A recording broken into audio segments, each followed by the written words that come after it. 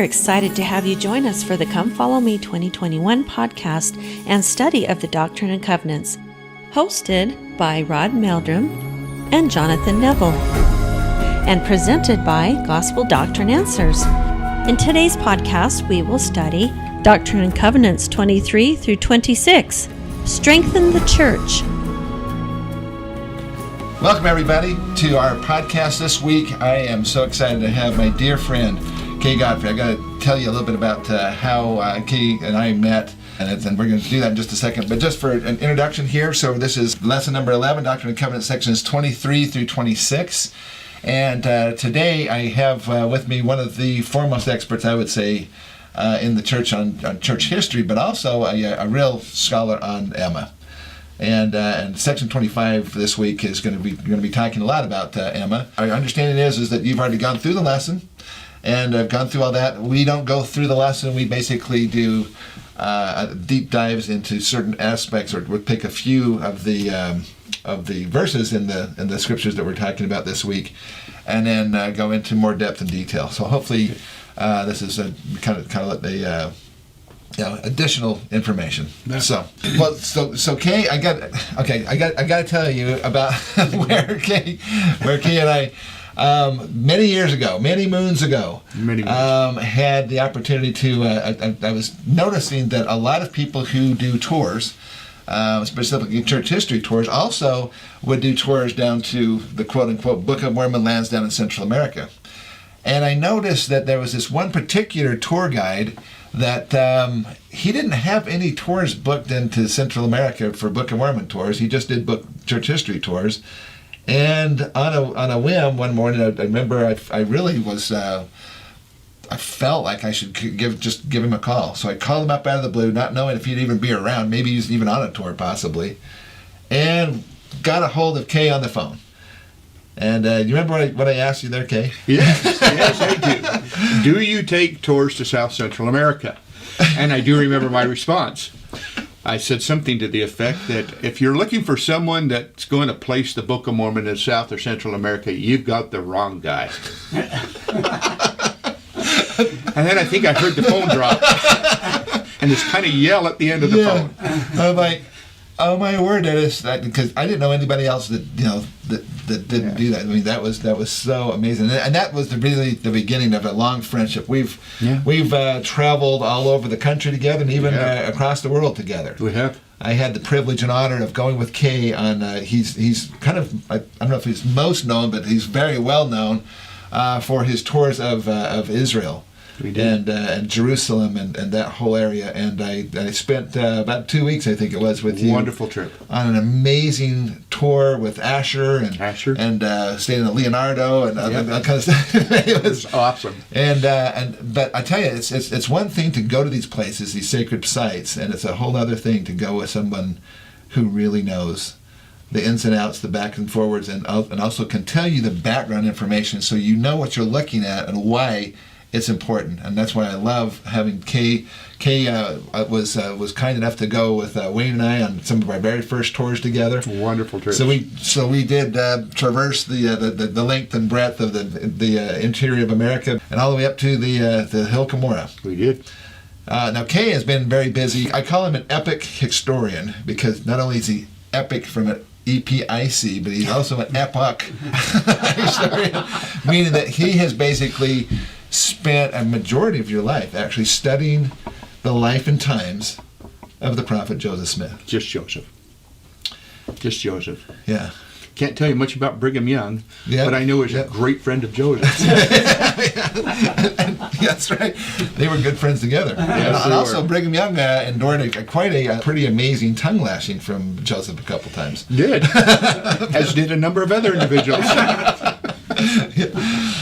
So Kay is one of the foremost experts on Joseph Smith, and because of that, also I think he has a deep understanding of Emma and her role in this whole restoration, and some of the things that she accomplished and things. And anyway, but before we get into all of that, so I just want Kay to know how much I appreciate him taking the time out of his busy schedule. He's been on a mission back in Vermont, basically. Sharon, Vermont. The Sharon, Vermont, and the birthplace and, Yes. and so forth of Joseph Smith. And tell us just really quickly about when did you go and when did you get back and what did you do there? We've been back a little over a year. My wife and I just put our papers in like anyone else. They did ask for some information about us, and someone, I think, in the historical department kind of knew our background, because the next thing I know, we're being asked to serve as literally as historians there at the Joseph Smith Birthplace Memorial. And that 18 months we were there in Vermont was absolutely incredible. Did you learn anything new while you were there? A ton of stuff. A ton of stuff. I probably did more research there than I should have done. Let's just put it that way. But It was a research mission. Just so We you- really did have a great experience, and it was wonderful, and did get involved in lots of other stuff that I never dreamed we would even touch or be remotely close to, and it was great. We loved it. Well, that's fantastic. You had that opportunity, that experience, and we get to benefit from that here today. Yeah. So if you have your scriptures handy, let's go ahead and pull up section and verse 3 had something I wanted to just mention here. I was talking to Oliver Cowdery here, and he says, "Magnify thine office, and after thou hast sowed thy fields and secured them, go speedily unto the church which is in Colville, Fayette, Manchester."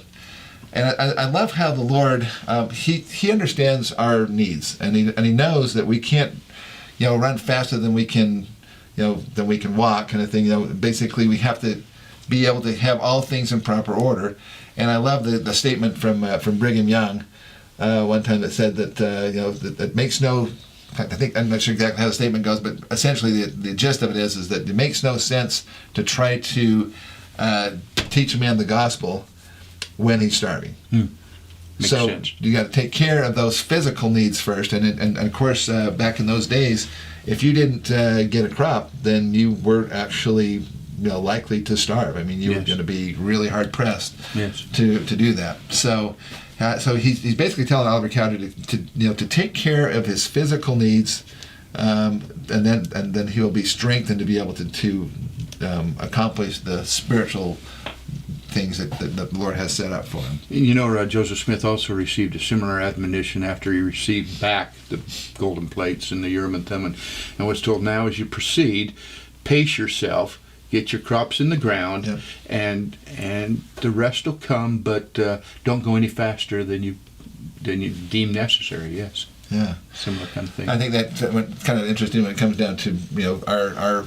spiritual and physical preparedness. A lot of times, being in the last days and everything, that a lot of people go, well, you know what, I'm just going to prepare spiritually, and then the Lord will just kind of take care of our physical needs, if that time comes or whatever. And I'm kind of thinking it's Good luck got with it a little bit backwards. Yeah. You need to take care of both your physical and your spiritual needs, and not neglect either one. Yeah, very much. And then verse 6, it says, "And it shall be given thee in the moment what thou shalt speak and write." And I love this because I've actually had this happen to me so many different times, and I'm sure I have too. you have I too. have too. When you're in the service of the Lord, it's amazing how sometimes you just kind of hit a wall, and you're just like, or you lose your train of thought. And then have all of a sudden, not only did the train of thought come back, but also on the correct track, Yeah, exactly. and everything, Exactly. and the words just start to flow, and it's quite a humbling experience actually to have that happen. My wife and I experienced that many, many times in the mission field, as we would be at the door greeting guests, and we had no idea their background. And a lot of them in Vermont that would visit this Joseph Smith birthplace site were not members of the church, from the area, Right. knew of the site, never been there, and just come. And you just have to be in tune, and the Spirit just has to be able to tell you what to say, because you don't know what to say. And until you get into it and start to discuss stuff, do you find out, the Lord knew exactly what I needed to say to best benefit the family that had just arrived. So you bet. Yeah, in fact, that's a little something that's in my patriarchal blessing actually. Oh, really? That this blessing would be something there I for would you. be. Yeah, I would be. It's a great be able gift to to have. have. It is a great gift, especially if you're speaking to lots of people exactly all over the place. And then let's jump over to verse 9. "And in temporal labors thou shalt not have strength, for that is not thy calling. Attend to thy calling, and thou shalt have wherewith to magnify thine office, and to expound all scriptures, to continue in laying on of the hands and confirming the churches." This one I wanted to just make a couple of comments about, just because the temporal labors thou shalt not have strength, for that is not thy calling. Mm-hmm. So Oliver Cowdery's calling wasn't in temporal things; he was more on the spiritual side. Right. But I think it's interesting to note that all of us have different gifts, and all of us have been given different talents, and we don't all get the same talents and gifts, so that we can edify each other and bless each other's lives. You know stuff, and you have talents and gifts that I don't have, and I might be able to work on them and kind of become better at those particular things, but sometimes it just comes natural. Right. Right. And in fact, probably about a year or so ago, Elder Bednar was up at BYU, Idaho, at a big devotionals up there. And he said, anybody wants to have a question answered, just text the question. Well, of course, there's 30,000 questions that showed up on his phone. Sure. So one of them he chose to talk about was there's somebody said, how do I get all the gifts, basically? How do I go about living my life so I can get all of the gifts? And like it's some kind of okay, so somebody made a list of all the gifts and said, okay, my goal in my life is to achieve all of these different gifts, like a list. I see. Right, like a bucket list kind of thing. I want to be able to have this gift, and so forth. And I'll just keep working on each one of them until I have it, and then I'll have all the gifts. And Elder Bednar kind of looked up and he kind of goes, actually, you can't earn these gifts. Because you can't achieve them. He says they're gifts. Gifts are given freely. Yeah. And the reason why gifts are given is for you to be able to accomplish what the Lord has in mind for you to do. So you will only be given gifts as you need them to accomplish your life's mission. And wouldn't you agree that finding out what gifts those may be, maybe turning to your patriarchal blessing, like you mentioned earlier, is certainly a way to start to determine what gifts you ought to be focusing on. Exactly. And so that I think is so important, because we can't all have all gifts. Yeah. Although you're close, but no, yes, right. I'm still trying to figure out the patriarchal blessing. Yeah. When you get that figured out, then you're probably going to die. So. Probably true. Anyway, so I just wanted to bring that up. Find out what the gifts are that you have. Yeah. And then just drill deep on those gifts. Be the best you can in those particular areas, particular areas of expertise. All right, verse 15. For just a second, and in whatsoever place ye shall enter, and they shall receive you not in my name, ye shall leave a cursing instead of a blessing, by casting off the dust of your feet against them as a testimony, and cleansing your feet by the wayside. Now that is an interesting concept, and I remember in my mission talking about, I don't know, Elder, should we dust our feet off of these people? We never did. Probably a good thing. But cursings and blessings, I mean, we don't talk about that a lot nowadays, but there were actually some different areas in church history where there were real cursings. And I remember the first time you took us to that little town just outside of Far West, and oh yeah. Is it that? What is it called? It's called not Gatlinburg. It's Gallatin. Gallatin. Yes. Yeah. Yes. Yeah. And it's like a scary ghost town. In fact, I'll try to get some pictures to Mike and have him put some couple of pictures. But this has to do with the Hans Mill massacre. Oh yeah. Oh, you're talking. Oh yeah. No, I'm talking about. You're talking. No, that's not Gallatin. But that is a scary little place. Yeah. There's not much left of that dusty little town. Yeah. If you go from like Jamestown and Adamantiaman, and then you leave that area, you head down towards Hans Mill. Right. There's a little town where a lot of those men actually came from, and it's a crazy little place. But I mean, literally, you go down the main street. This town has not really developed in 150 years. Yeah, the main street is still it's basically like dirt part of it, and some of the stores actually have the roofs have caved in because of the snowfall, and nobody's kept up with them. It's a pretty scary little place. But anyway, I'll try to get some things. Hey, speaking of that. we have with us, and I never get to have him actually come up and Mike, come here for a second. So Mike James is here with us, and he's got a little special connection here with Kay as well. He's always the guy behind the mixing and all this kind of stuff, and Nancy and so forth. But she's not here right now. So anyway, but Mike, actually, you guys have a relationship too. We do. We do. Kay was my boss, and he was a really good boss. He was. He bossed you real well. Is at the Great Salt Lake Council, but we of the Boy Scouts, and it was the largest. People don't know this is the largest Boy Scout council in the world, membership-wise, and a lot of responsibility. And Kay was the guy that always, if there's an emergency, he'd go out in front on the TV, radio, and kind of talk about the Lost Scouts. He was like the face of the Boy Scouts of America for Utah area. That was scary for a while. yeah, I imagine so. You put 120,000 youth in the mountains, and you give them matches, and you give them knives, and don't hurt anybody. More than anything else, an opportunity with the Endowment Art Tour is to share with the general public an opportunity to interface with Scouting on a local basis. This is a great chance for local councils to recognize individuals within that council that have been involved in leaving a financial legacy to that council, to be able to put them up in front of their peers, to recognize them, and to thank the general public for what they do.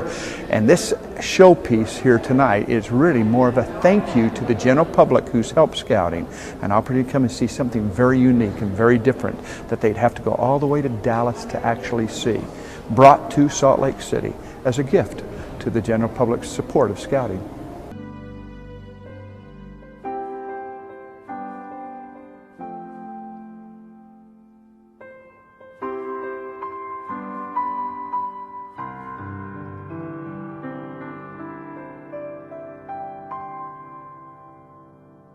That was scary for a while. yeah, I imagine so.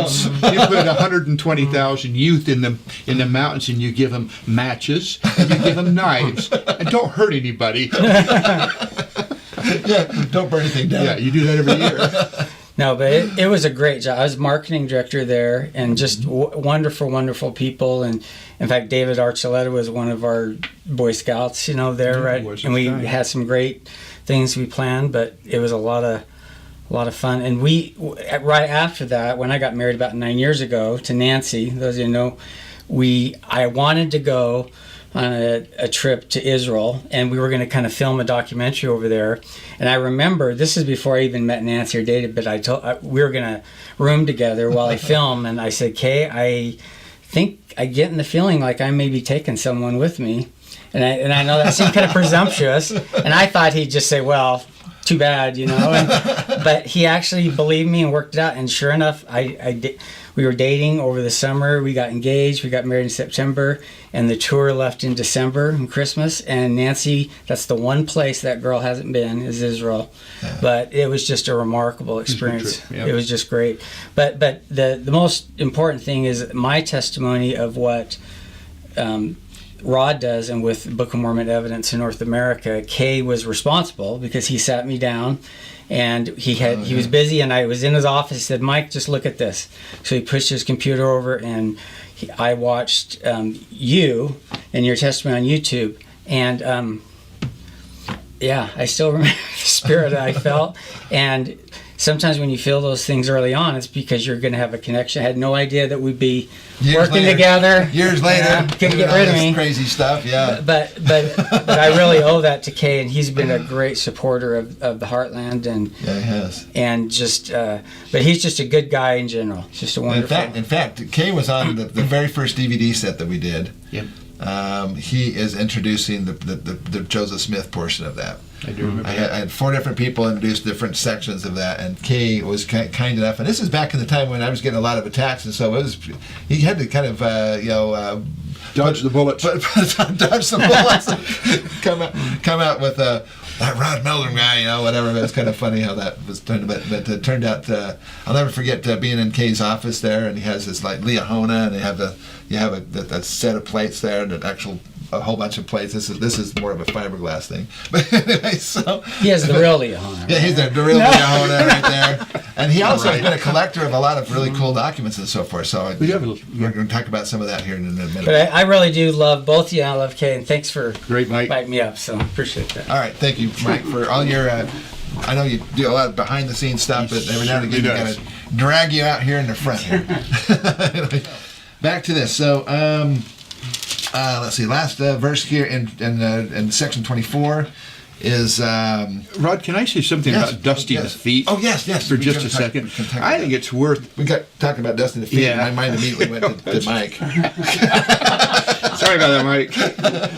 So I think Talmage has a really interesting take on this, and this is probably why we as elders didn't really dust our feet very often, if ever. Although it has been done in church history. Breckenridge. That's what it is. Breckenridge, that's right. Breckenridge, that's where we kind of got stuck on that. It was Breckenridge. That's Missouri. that dusty town that Holy smokes. looks like many people dusted their feet there. Yeah. There's not much. Yeah, but even across the river from Nauvoo, I mean, Yeah. basically you have some of the saints were welcomed into a couple of areas, and those places have prospered and done really well. And in fact, I remember you telling me about that, so maybe you can just kind of just. For those of you that may go to Breckenridge, the draw to Breckenridge is that millstone. Yeah. Of course, one of the original Hans millstones is in cement right there in a little park that's there. Yeah. And the Missouri Mormon Frontier Foundation has put the names of those that were killed and identified all of those folks and told a little story about it. So it's kind of an interesting place if you can't get to Hans Mill. Yeah. Well, and speaking of not getting to Hans Mill, so we were on a tour, and Kay goes, well, they just put new gravel down into Hans Mill, so maybe we can get a tour about it. Because it's kind of in the bottom of this river valley, and it's kind of really mushy and kind of stuff, so you can't really get the great big, these huge tour buses, 70 feet long. And so Kay goes, I think we can get down in there now. But I guess you hadn't been down in there. So we drive that down in there, and it was a really nice road. I mean, it had gravel and so forth. For a while. Right up until it got to Hans Mill itself, and there was no place to turn a bus around. No. And we ended up, I was standing in the back of the bus for half an hour. Come back.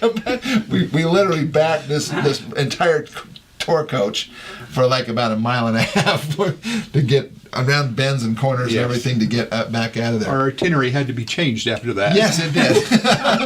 But I tell you, the people who are on the tour, they still remember that. They got. In fact, BYU was there doing a bunch of ground penetration. Yeah, they were. Anyway, that was another fun little adventure that we had together. Sorry about that. Go ahead. Anyway, Talmage says to ceremonially shake the dust from one's feet as a testimony against another was understood by the Jews to symbolize a cessation of fellowship and a renunciation of all responsibility for consequences that might follow.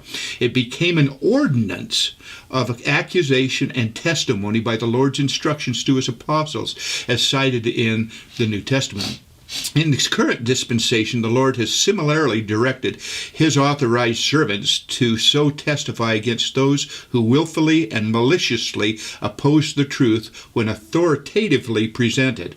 The responsibility of testifying before the Lord by this accusation, this accusing symbol, is so great that the means may be employed only under unusual and extreme conditions, as the Spirit of the Lord may dictate. And he says, interestingly enough, the Lord cautions those who forms this ordinance that it should not be done in the presence of those who are testifying against, lest thou provoke them, but in secret, and wash thy feet as a testimony against them in the day of judgment. And so, although this has been done, I think one would take real serious thought if you decide to do that, because you're going to have to testify relative to this individual, and who knows what his or her future might be, and are you in a position to really want to do something like this? Now, Samuel Smith, Joseph's younger brother, did do it to a tavern owner, and the tavern owner caught smallpox, and he and two of his children died shortly after this ordinance was performed. So it has been done, but it's kind of scary. Yeah. And Talmage says if it's to be done, it's to be done with great caution. Yeah. But he calls it an ordinance, what I thought was really interesting. Yeah, but these blessings and cursings kind of thing, though, like we mentioned about Breckenridge, but there's also been others as well. Yeah. The town across from Nauvoo there, and I'm trying to remember, was it not Quincy? It was on the west side there. But yeah.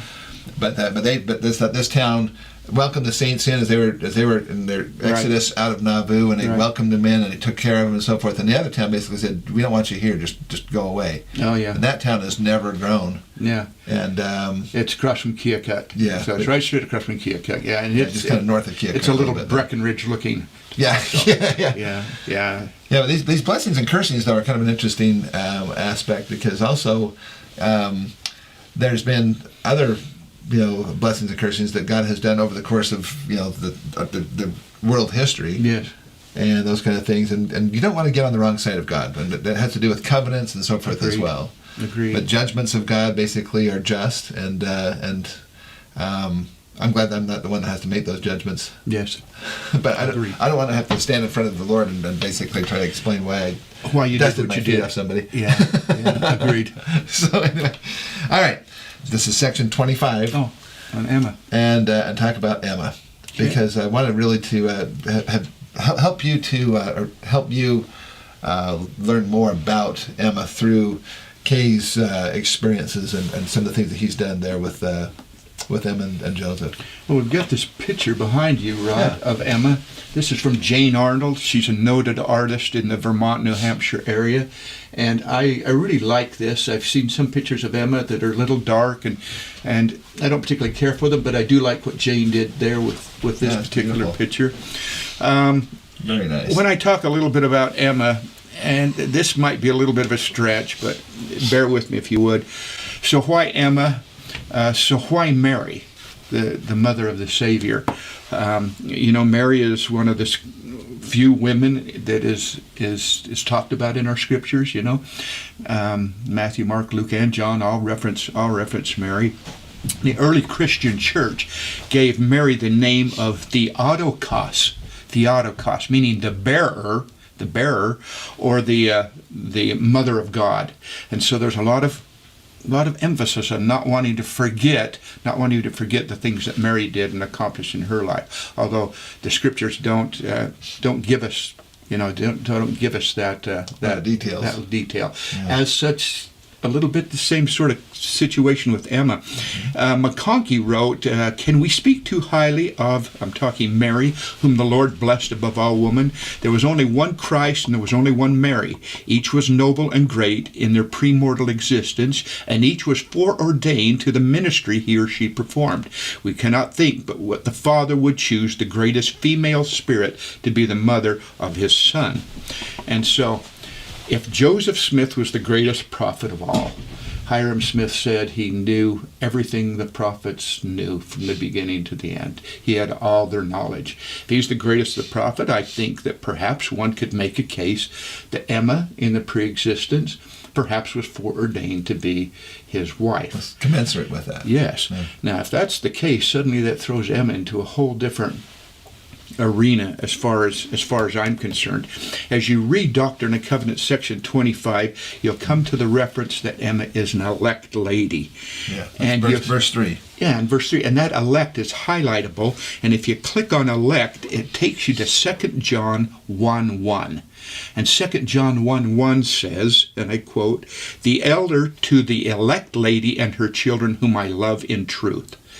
Well, the apostle speaking here identifies himself as the elder, both being older, but also being the one with authority. And this letter is written in a tremendous amount of sincere love. In the first 6 verses, the truth and love are referenced 5 different times. And so you need to kind of remember that. Now, the word elect in Hebrew is vachor. Now, vachor actually translates to the chosen one, or chosen. And in the international version of the Bible, if you look at its translation of that particular word, it says chosen of God. Now, again, that puts Emma in a whole different arena. Yes. Yeah, you're not going to want to hit on Emma too often, too much, because, in fact, she probably was foreordained to do what she did, and she was chosen of God. I like that elect, the term elect. I mean, we just kind of went through an election where basically people chose had to make a choice. It's much more than that. But if it's with God and it's His choice, then that's a pretty that's a pretty amazing choice. I was going to just reference a couple of things. If you were to walk in her shoes, and I'm a huge Emma fan. I love Emma and what she was able to do with Joseph during his lifetime. But 46 times the prophet was charged on some trumped-up accusation, and 45 times he was acquitted. Joseph lived in 7 states. None of them ever claimed him. He was driven from 3, imprisoned in 1, and martyred, of course, in another. And then this is kind of interesting. In the 1800s, the infant mortality rate was 50%. And the average lifespan of a person living during the time of Joseph and Emma was 38 and a half years old. And quite honestly, that's driven because of a lot of infant death. But nevertheless, 38 and a half years old is the average lifespan of a person living during this particular period. Even adults, though. I mean, and women would die in childbirth quite regularly. And Emma had 11 children, and she's only going to have 5 of them that are going to survive. Wow. So again, the trial she More had... than half. Yes, absolutely. Yeah. In fact, only in one instance did Emma bear a child in a home she could actually call her own, and that would be David Hiram Smith, that was born after the prophet's martyrdom. And later in life, David, of course, is going to suffer mentally, and he's going to spend 27 years of his life in a mental institution in upstate Illinois. And so were her challenges above and beyond? I certainly believe they were. And she certainly is given, at least as far as I'm concerned, all the credit in the world for being able to overcome these challenges and be able to be the valiant, courageous woman that she really was. Of course, she was elected the first Relief Society president. And I don't want to spend an awful lot of time because we've got other things on this, but there is one thing I wanted to mention with regards to Emma and her love for her family. She had a vision. I just can't even imagine burying all those child kids after child after child. I mean, oh my goodness. I mean, you go through all of that labor and all that discomfort and everything, and then you end up having the children, and just had to have them just die in your arms or in front of you and so forth. And some of them she bore and they lived for some period of time, and the twins and so forth. And just so enough to actually bond with them, and then taken from you. Yeah. We had a plaque at the Joseph Smith Birthplace Memorial just as you come into the visitor center. It was on the wall. My wife did that particular portrait. I could never bring myself to read the plaque and the words on the plaque. My wife has a better constitution than I do, although she was brought to tears many times with it. But on that plaque was written the quote from Joseph Smith that is in our manual here, talks just a little bit, but in its entirety it reads, "What unspeakable delight and what transports of joy swelled my bosom when I took by the hand my beloved Emma, she that was my wife, even the wife of my youth and the choice of my heart. Many were the reverberations of my mind when I contemplated for a moment the scenes we had been called to pass through, the fatigues, the toils, the sorrows, the sufferings, the joys, and the consolations. Oh, what a commingling of thought filled my mind for the moment. Again she is here, even in the 7th trouble, undaunted, firm, unwavering, unchangeable, and affectionate Emma." That's quite a thing to say about your wife. Now, Joseph Smith obviously had a real affinity towards her, but apparently she must have had quite a thing for him too, because wasn't she paddled upriver a couple times in a canoe to go see Joseph? And, she did. Several miles. Yes, she did. Upriver to go see Joseph. Yeah, and so she was quite smitten with him too. Yes, she was. Yeah, they were a wonderful, and to elope literally, as opposed to a formal marriage, one has to be smitten quite a bit with one's partner. But I think in closing, I would just say that Emma was terrific, and certainly has an incredible glory that awaited her once she passed. And we can only say good things about Emma. Yeah. I've often thought about the relationship between the Joseph Smith family and the Brigham Young family, and they didn't get along for too well. There was a lady that had a tour company that basically she was with the Brigham Young family, they kind of got the two of them back together again. Yeah. It was really nice to be able to have the two families kind of, wonderful, reconcile some of the differences and things. Yeah. People have said, well, she didn't follow, Brigham Young back and so forth, which is true.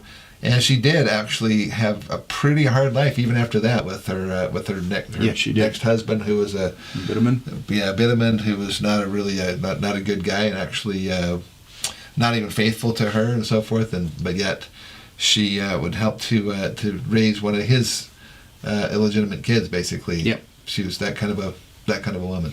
Her anchor there was Lucy.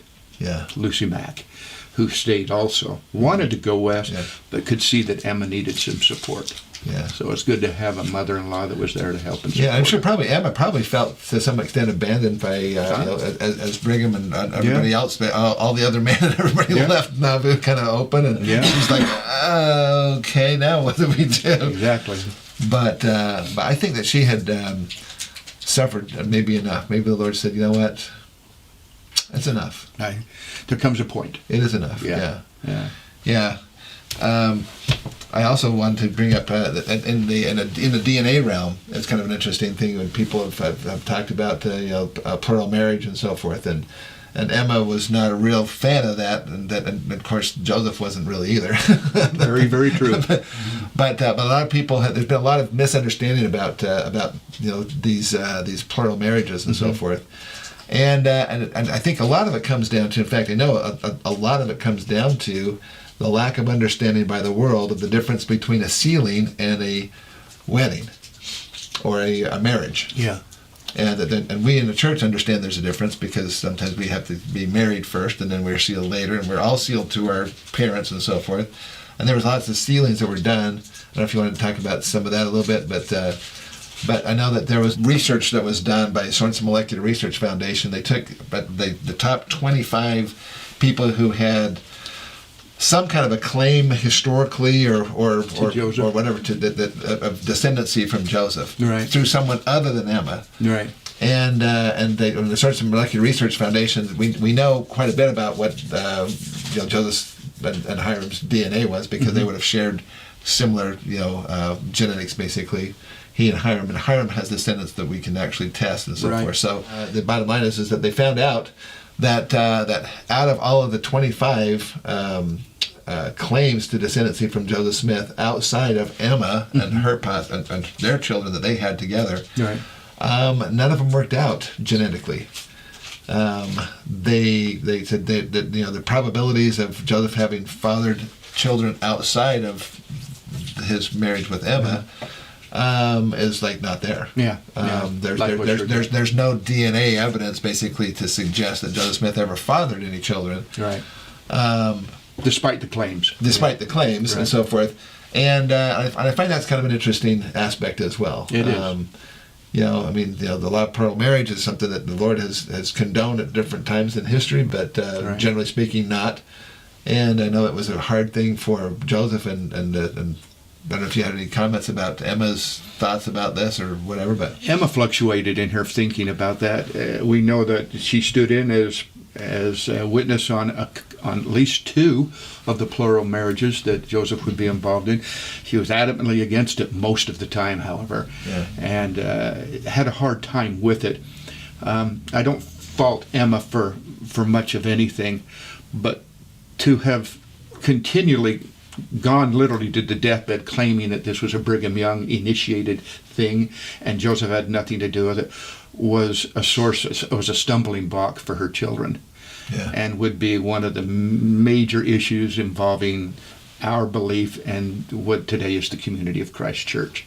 Right. And that kind of her son Joseph Smith III, basically. Yes, exactly. And that gets traced back to Emma's discomfort and dislike for this concept of plural marriage. I think in general most women have it, and a lot of men. Sure. Yes. It's more of a trial, I think, is what many people look at that. Absolutely. But I just find it interesting though that it appears that if Joseph Smith did have these, we know that many of these marriages, these sealings took place. Yes. I would hesitate to call them a marriage necessarily. Yes. because there's no evidence that there was any consummation of the marriages. Correct. Or that kind of thing, and there was a lot of people who were sealed and wanted to be sealed to Joseph Smith in the same kind of fashion, I think, as I want to be sealed with my family and my parents and so forth. But if my parents were like not awesome, I mean, maybe I'd want to be sealed to someone else. I don't know how that all works on the other side. Yeah. But I think that these were sealings and not marriages, and that there was no these claims of Joseph Smith being sex crazed pedophile and so forth, and all these kind of things are just absolutely so ridiculous. Especially when you realize that back in those days, I have ancestors of my own that married at 14 and 15 years old. Yes. And that was kind of the norm. In fact, you got to be about 18, 19 years old, you're kind of considered an old maid if you're a woman, and a menace to society if you're a man. Back in those days. So those were different times, and we have a tendency to place our viewpoints and based on our culture on other people and other times and other cultures, and then say, well, that's a pedophile because they're less than 16 years old. Well, that's ridiculous. Absolutely. We just want to address a couple of these issues that come up. Yeah. And people, Yeah, the whole issue of polygamy and the saints in the 1840s is a really interesting concept. My research on that, though, and this is a teaser for perhaps another time, is that polygamy saved the church. The interweaving of families together, the network and the fabric that was created after the death of Joseph kept the quorum of 12 apostles together and saved the church. You had 8 to 10 different fractured groups at Joseph's death that tried to pull the church apart. Yeah. But that polygamy issue, although they were not practicing it, and the 12 were, kept that group together to form the basis of the nucleus of the church. I think the first 8 presidents of the church actually were results of these polygamous marriages. And so there's a lot more to this subject than just the dislike that. I'll never forget Mary Ellen Elgren. By the way, Mary Ellen, if you're watching this, here's a shout out to you. But she had Klaus and Shields tour, which is the very first tour that we ever did, and but she was the president of the Brigham Young Family Foundation. Oh yeah. And just to give you an idea of how that worked, Joseph Smith has practically no descendants. I mean, they barely kept going, just barely. And after Joseph Smith III, and it didn't take very long before they didn't have any more descendants. And so this descendancy by patriarchal descent basically kind of ended with the Community of Christ, church. But the bottom line is that they said, in contrast to that, Brigham Young had by the 3rd generation he had over 1,000 descendants, and now there's tens of thousands of people who literally have descendancy from Brigham Young and one of his many wives. So there was, it actually did grow the church dramatically. It did what the scripture said it would do. Yes. But there's quite a bit more to that, especially initially in keeping things together so they wouldn't fracture apart like so much else did at the death of Joseph. Yeah, it created kind of a net. It did. Like almost a safety net for the church. And it was a final test of that 12 to determine their loyalty. There's a lot to polygamy that is really misunderstood, that is really refreshing and rewarding when you understand the concept in its entirety, and you're grateful that it happened. Yeah. Yep. Yeah. All right, so now I wanted to just touch bases real quick on verse 4. In section 25, it says, "Murmur not because of the things which thou hast not seen, for they are withheld from thee and from the world, which is wisdom in me in a time to come." What was it that Emma didn't see? I mean, she saw all this, all these images, these hardships and deaths of kids, and the persecution of her husband, and the persecution of the saints, and so forth. But he says, "Don't murmur because of the things you didn't see." All right. So what is it she didn't see? Well, to the best of our knowledge, she did not see the golden plates. She may have thumbed them a time or two. Yes, but we actually have her account of that. Right. She said they wrestled. Yes, like metal. Like metal. They made a metallic rustle when she would move them around from place to place and cleaning and stuff. Yes. So that had to be probably a little discouraging to her, I would imagine. Yeah, because Mary Whitmer got to see I know. Yeah, so that's kind of a slap in the face. I mean, But well, being the elect lady, though, she may not have needed to see that to still have the faith. Right. And that might have been right. Maybe the Lord knew that she didn't need to see the place to know. I mean, she hefted them. Right. She handled it. She Right. knew they were there. Right. She just didn't get to see it with her eye. Right. Straight through. Very much. Very true. Very true. Is there anything else that you think that maybe she was murmuring about that she did not see? Plates come to mind. So that's the one. That's the main. Okay, that's the one thing. Yes. Yeah, I agree. Okay, so last couple of things here. Let's skip over to verse 11, and it says, "And it shall be given thee also, Emma, to make a selection of sacred hymns, as it shall be given thee, which is pleasing unto me, to be had in my church." Yes. And now, for me, music has played a big part of my life. I mean, Yes. I grew up in the rock and roll era, basically, and I listened to that when on my mission. And my mom always was listening to, Sounds for Sunday kind of thing up in Sure. Cache Valley, Utah. They had the radio station up there, and I always had these Sounds for Sunday, and I actually really did enjoy them, although I probably would never let my mom know that. But I listened to plenty of rock and roll kind of stuff, but. Right. But on my mission and so forth, I started over in Italy, as you know, and there's a lot of classical, and I kind of got more into classical stuff, and I really enjoy that. There's a calming effect that there's just Very good. the opposite of the rock and roll thing, and but hymns, though, on the other hand, can be so powerful and so moving, and the song of the heart. As the Lord says, basically is a prayer. It's a prayer unto me, unto the Lord. Which is one of the things I find hard with this whole COVID lockdown stuff is not being able to really sing or singing through the mass. Yeah, it just doesn't cut it, does it? I noticed that Sunday. I don't know how much. I mean, I guess the Lord knows the song of the heart, though, Yes. too. So I guess it doesn't matter whether you sing out loud, but I like the singing out loud part. Yeah. But anyway, so any background, any information about this little book? 1835 edition. Emma was asked to put this together, and she did. And she selected 90 hymns. A fellow who does not get enough credit is William Wine Phelps. W.W. Phelps was responsible for the publication and the fine-tuning of what Emma thought ought to go into this. Yeah. And so the 90... She kind of was the idea person. Right. And he's the rubber mechanics. hit the road. Okay, That's exactly right. And although it says in the front of it, it's an 1835 edition, it didn't come out really till the spring of 1836. But it's just a pocket size, so it could go just like this, as well as like the Book of Mormon eventually was. In the copy. They have your own copy. Yeah, thank you very much, Rod.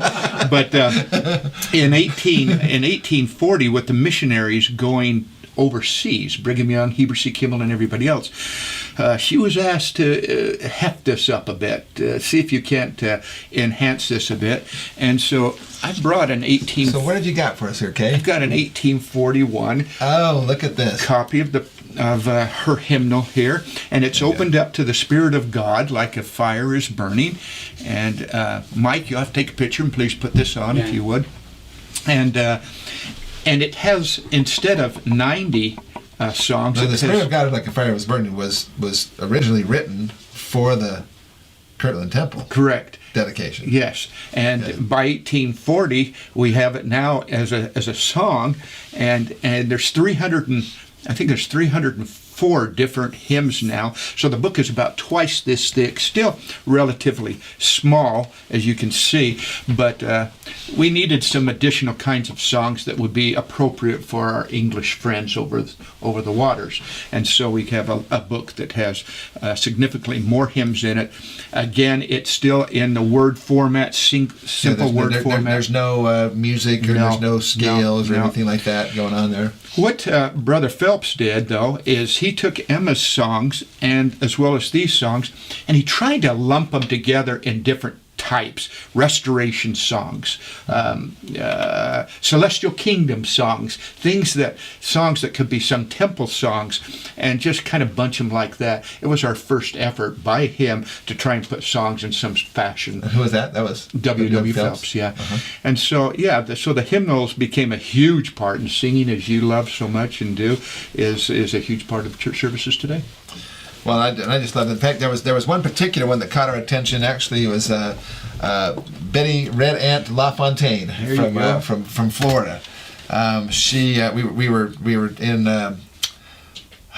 let's see, we were in Arizona actually, down by Bisbee or not Bisbee. It was anyway. It doesn't matter where it was. It was in southern Arizona. Southern Arizona. And with Paul and Sue Karchner, and by the way, Paul and Sue. Hi there. They are. I think they're still the presidents of the Gila River Temple. Okay. Down there now. But anyway, we were staying with them, and we had an early morning kind of a devotional on a Sunday morning at their home, and Betty was telling us about this. If you've been to one of our conferences, or if you've heard Betty Red Ant LaFontaine, she is a Navajo. She's Native American, full-blood Native American, and. Anyway, but she was going through this little hymnal. Now, they didn't have music, so how do you know what tune that works? And if you were not familiar with the English tune, yeah, you're in trouble. Yeah. But it turns out, so they were reading. So she was reading this. She found this one. She called it the Red Man Song, and in fact.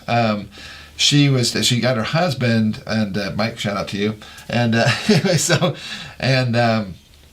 she was reading it to him, and he says, well, it sounds like that could be the music to, that would go kind of well with the music to, if you could write a collab. Oh, wow. And one of my favorites. And she started to sing that, and and it actually worked out beautifully. Oh, wow. And of course, we know that if you could write a collab was written, but she had done some other songs, and apparently they would use some of the same music, melody, and they would put different words to it. Absolutely. But this is called the Red Man Song. Hey, Rod, you could hide a collab. Oh, if you could hide? What did I say? Hide? You said bye, didn't you? I thought you said hi. I thought I said hi. I'm sorry. Okay, keep going. I just don't want. Would you please delete that? Okay, so anyway, this song is really, especially as it relates to the Book of Mormon information, and so. I would sing it to you right now, but actually I think it would be better. So what we're going to do is we're going to have this is from one of our conferences that we had up at the Davis County Convention Center a couple of years ago, and it's Betty Red Ant LaFontaine. But the song, the first two verses are basically about a we as of European descent Latter-day Saints. And we're asking this question. It starts off, it says, "Oh, stop and tell me, red man, who are ye? Why you roam? And how you get your living? Have you no God, no home? With stature straight and portly, and decked in native pride, with feathers, paints, and brooches, he willingly replied." And so this is what, so we actually sang this song. I did the first part, I think, if I remember, and then Betty Red Ant sang the last part, and it's been really fun. We actually had a chance to sing this. Betty actually sang the song for Marie Osmond, which is kind of a switch, Yeah. People don't usually sing to her; she sings to them. But so a shout out to Marie if you're there. And actually gave Marie a really beautiful Native American drum, and the elk-hide drum and so forth. So I'm going to go ahead and play that. So enjoy the Red Man Song by Betty Red Ant LaFontaine. Very good.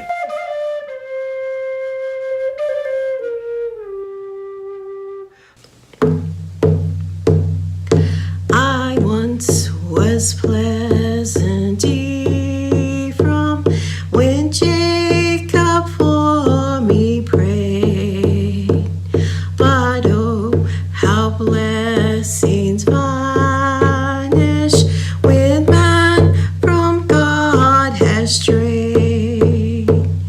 Before your nation knew us, some thousand moons ago, their fathers fell in darkness and wandered to and fro, and long they've lived by hunting instead of work and arts, and so our race has dwindled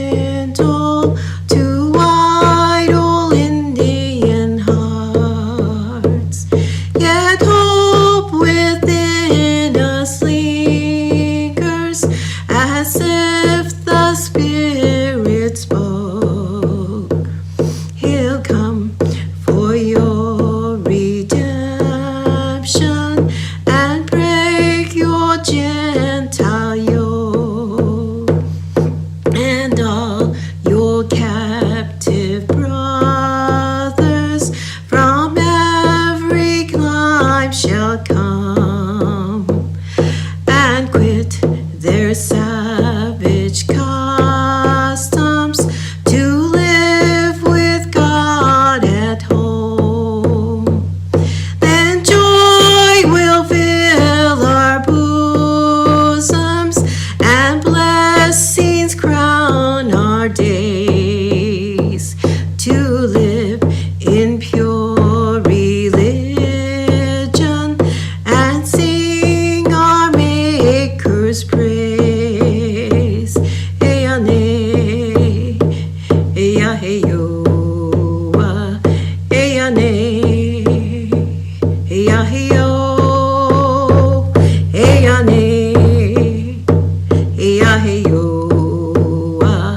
hey, nay, hey, yo. And we're back. I wanted to also point out a couple other things, because you mentioned you have one of these, and I'm just highly impressed by that. Because this is the Book of Commandments, which is the rarest of all church history books. 1833 edition of the Book of Commandments, as opposed to the 1835 Doctrine and Covenants. Right. Yeah. Can you explain how Mary Elizabeth Rollins and so forth, and her role and why this book is such a important piece of our history? This book came about because of the salvaging of a handful of papers by the Rollins girls, as W.W. Phelps and his printing establishment were being destroyed, literally, by a mob. In Independence. There in Independence, Missouri. That's exactly correct. And were put together, so it was the predecessor. And I guess it's so cool to go with Kay on these tours, because he'll go right up in this building here. That's where they were throwing the type out. You and remember so forth. that? Yeah. Oh, how can I forget? And then right over there was the cornfield that they were going. Church history and Book of Mormon history just comes alive when you are with people who know. Well, when you go to this. You can say all you want and try and glean as much spirit as you can, but to go to the site, stand on the corner where Edward Partridge was tarred and feathered in Independence, all of a sudden it makes it a little more real. There's even a marker. There is. Even to this day, right there. Missouri Mormon Frontier Independence, Foundation have marked that spot. That's correct. So I would encourage people to try to make some journeys and some trips to these sites. They'll become much, much more meaningful in the long run. So this is the predecessor. Basically, the Book of Commandments is the predecessor to what we're studying this year, which is the Doctrine and Covenants. So, in fact, we have a good friend of ours, Mark Burris. He had they had to close it though, but that was the bookstore out there in Palmyra. Yes. The Latter-day Harvest bookstore out there. He had a bunch of these actually put together and printed up. They're basically the same shape, size, and even the same fonts as the originals here. This is the Book of Commandments. If you want to see the original pages from the Book of Commandments here, it's really pretty fascinating here. And then also he had this really nice leather-bound original edition of the Book of Mormon here. And again, you can see it even has the the same, the fonts and so forth, using the same fonts and so forth.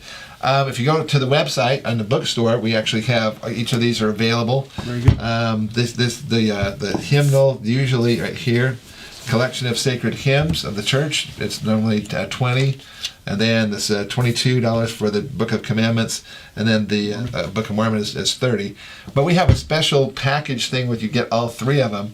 And if you go onto the bookstore and check it out, you can get all three of them for a really special. That's great. Thing. So and they're very nicely done. Yeah, these are beautiful, well done books. So have a little gold embossing and everything, just like they did back in the day there. So, Song of the Heart. So that verse 12 just talks about that Song of the Heart. The righteous is a prayer unto me, and that shall be answered with a blessing upon their heads. Brothers and sisters, if you want blessings, sing. Even if you have a mask on, sing. Even if you can't sing. There you go. Okay.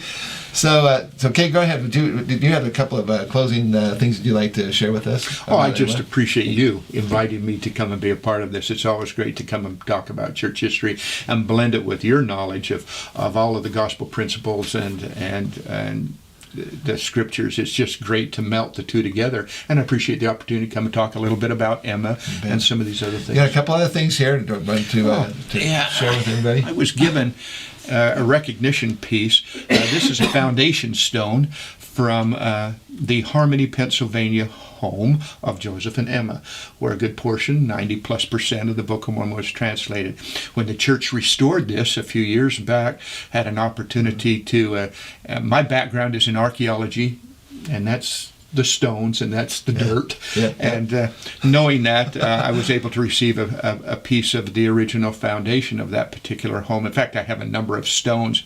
I'm kind of a collector of stones, but it's kind of a Rock and Miller collector myself too. So. So it's kind of fun to have that and some of these other books and scriptures. And then you want to just these tears? These little porcelains of Joseph and Emma I thought were very appropriate. And I've got a number of these. If you join Rod or I on a tour to Israel, you'll get the same thing in olive wood. And it's interesting. You go all the way to Israel, and you can find in some particular little olive wood shops. What's his name? Bazaar. What's it called? Jimmy's. Jimmy's Bazaar. Yes, you that's can right. find Joseph and Emma in olive wood. So, or you can get what I did, which is the statue of Moroni. There you go. There you go. That's something you don't see. That's a nice piece, too. That's a pretty cool piece. Yeah, that's a really cool piece. Yeah. So it's a lot of fun. So I just appreciate the invitation to be with you, Rod. Thank you so much. Thank you, Kay, and thank you for all your efforts and for following your gifts to pursue the life and times of the prophet Joseph Smith. What an amazing life that is as you study his prophet. The Book of Mormon has never been the same since you and I started talking. That's right. And the thousands of people who are now affected by what you've done is just a huge credit to you and your accomplishments. Well, if you'd like to learn more, basically, I want to encourage you. Kay was on several of our podcasts last year on the Book of Mormon. Mm-hmm. And so you can go back and watch those, and encourage other people as they read the Book of Mormon to go back and watch the podcast from last year. Also, he's spoken at several of our conference events. So if you go to Book of Mormon Evidence streaming, if you're one of the subscribing members of the Book of Mormon Evidence website, you can see more of Kay's amazing research on other areas of expertise. Well, I might mention that Mike, who we introduced here, Mike has put together so far 9 podcasts that we're doing in conjunction with what you're doing as you specifically go through each and every lesson. They're not tailored to each and every lesson. It's a general overview of the history of the life of Joseph Smith. By the time we get finished, there'll probably be 25 podcasts, and we're up to 10. So they're likewise at Come Follow Me 2021. Well, we had a DVD set called Following the Footsteps of Joseph, which was just phenomenal. I loved those. Yeah. And it was great to go to see some of those. But those are not available anymore. They're not. Okay. COVID has put businesses out of sync, and those are not available. So they're now collector's items. So if you have one, hang on to that one. There you go. There you go. All right, everybody. Thank you so much for joining us this week. I hope this was enjoyable. I hope you have a little renewed appreciation for the life and times of the prophet Joseph Smith, and specifically his beautiful, wonderful wife, Emma. There you go. We love her and all the sacrifices that she made for the restoration. Certainly. Thank you, everybody. So join us next week. We're going to have we have an awesome podcast coming up involving the armor of God. Ooh. And we're going to bring a guy who knows about armor. So we're going to talk a little bit with Darren Southam. So we'll be looking for that next week. Very good. With the reign of judges, he's got some nice things to say, some things going on there next week. So sounds great. Thank you, everybody. See you next week. Thank you. We're also gearing up for the next Book of Mormon Virtual Expo. Go to bookofmormonevidence.org for more information. Okay, delete that part out. No. Okay. If you can hide a collab. There you go. Okay.